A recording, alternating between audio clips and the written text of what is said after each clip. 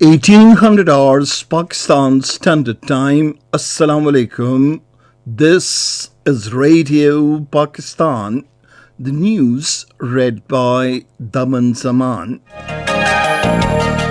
The headlines. The Prime Minister has assigned targets to various ministries to improve performance and governance. The United Arab Emirates ambassador, in his meeting with the Interior Minister in Islamabad today, said issuance of visas to Pakistani citizens will be resumed soon. The Special Assistant on Overseas Pakistanis says efforts are underway to maximize benefits of EOBI for workers. In the Indian illegally occupied Jammu and Kashmir, the All Parties Hurriyat Conference has said the Kashmir Freedom Movement will continue despite the Modi-led fascist Indian government's ongoing large-scale crackdown operation against the Hurriyat leadership. The United Nations human rights experts have called on India to stop its intimidation of Amnesty International in response to its work in exposing human rights violations in the Indian illegally occupied Jammu and Kashmir. Pakistan beat New Zealand by 4 wickets in the third and last T20 cricket match at Napier today. And now the news in detail. Prime Minister Imran Khan has assigned targets to various ministries to improve governance and prioritise projects, especially rationalising the power sector and subsidies, encouraging wealth creation and enhancing exports. He was speaking at the signing ceremony of performance agreements of ministries for the year 2020-2021 in Islamabad this afternoon. The Prime Minister said prioritised projects will vigorously be followed and evaluated to ensure performance. Imran Khan said power sector is the biggest challenge to provide affordable electricity to the consumers. He said the government is providing subsidies of billions of rupees, but there is a need to rationalise provision of subsidies to the targeted population and deserving people, as well as for the development of backward areas. The Prime Minister stressed the need to enhance exports and control inflation in the country. The government has decided to set up a drone regulatory authority for effective use of remote-controlled surveillance technology in various fields. The decision was taken during a high-level briefing in Islamabad today with the Prime Minister Imran Khan in the chair. During the meeting, the Minister for Science and Technology, Chaudhry Fawad Hussain, gave a detailed briefing to the Prime Minister on the formulation of drone policy for their peaceful and research-based use in various fields. The Prime Minister said drone technology could be used as an effective tool for agriculture, urban planning, security and law and order.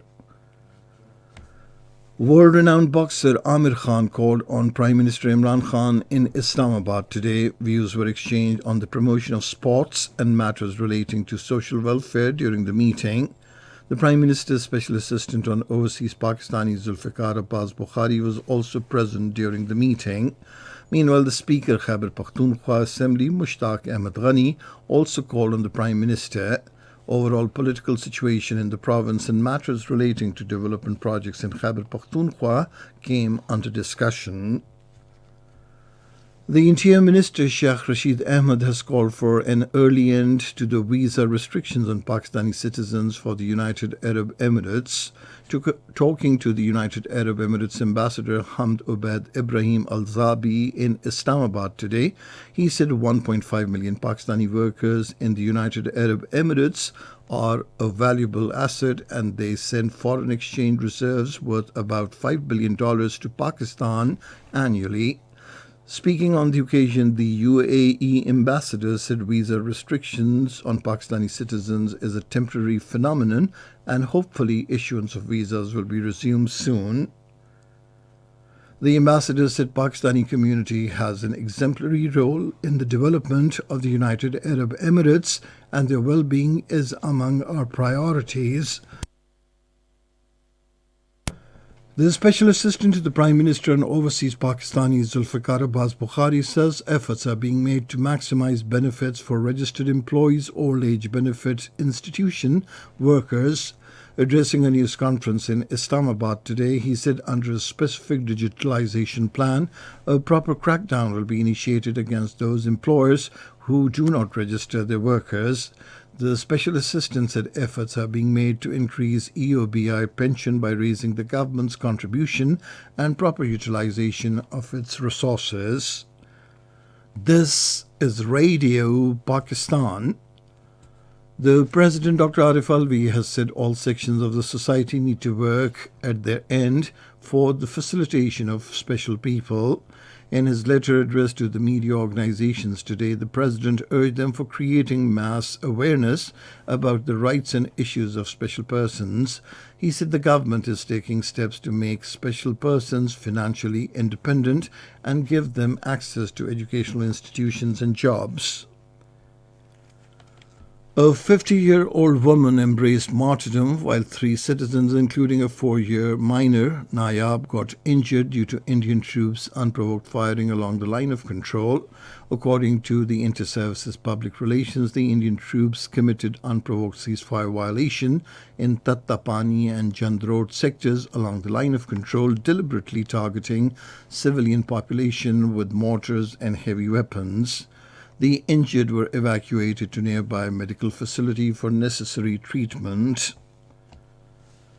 The President rang up the family members of soldier Lance Naik Muhammad Iqbal, who was martyred in Avaran area of Balochistan. He paid tribute to the martyred soldier and prayed to the Almighty Allah to bless his soul and with an elevated place in the heavens. Pakistan has issued visas to 47 Indian Hindu pilgrims intending to visit Katas Raj Temple in Chakwal and Shandani Darbar in Sakkar. In a statement issued by the Pakistan High Commission in New Delhi, the Hindu pilgrims will visit Shri Katas Raj temples, also known as Kila Katas in Chakwal district of the Punjab, from tomorrow till the 29th of this month. The Pakistan High Commission said the issuance of pilgrimage visas to Sikhs and Hindu pilgrims is part of the government of Pakistan's endeavours to facilitate their visits to religious shrines.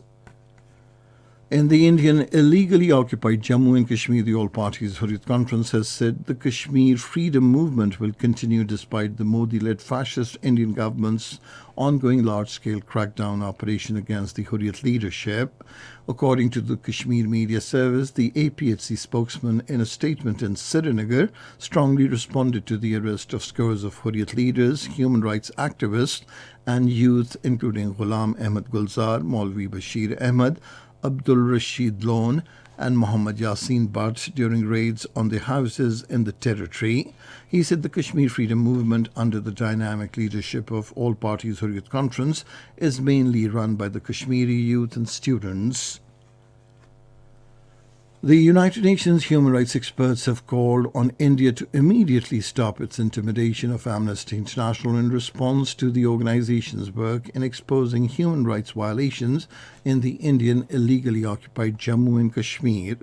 In a second joint letter sent to India from Geneva, the United Nations experts recounted the systematic harassment being inflicted by the Hindu nationalist government of Prime Minister Narendra Modi.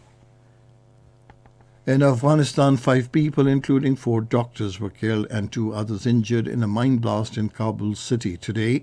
According to the police, the mine had been attached to the vehicle carrying the doctors working at Pule Chakri prison.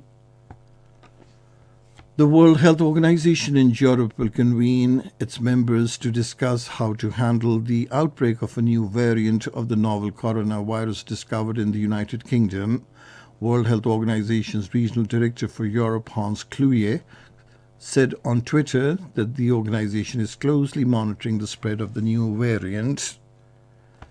Germany has extended a ban on arrivals from Britain, Northern Ireland and South Africa until the 6th of next month after a new, more infectious coronavirus strain appeared in these countries. And now cricket. Pakistan beat New Zealand by 4 wickets in the third and final T20 cricket match at Napier today. Batting first, New Zealand scored 173 runs for the loss of 7 wickets in allotted 20 overs. In reply, Pakistan achieved the target for the loss of 6 wickets in 19.4 overs. Rizwan Ahmed with 89 runs and Mohammad Hafiz with 41 runs were the main scorers for Pakistan. New Zealand have already won the 3-match series 2-1. And finally, the weather. Cold and dry weather is expected in most parts of the country, while very cold conditions have been forecast in North Balochistan and upper parts during the next 12 hours. Dense fog is likely to prevail in the plain areas of the Punjab and Upper Sindh during morning and night hours. And that is the end of this news bulletin. For more news and analyses, log on to our website, radio.gov.pk, and you can also watch the live video streaming of our bulletins on the link facebook.com/Radio Pakistan News Official.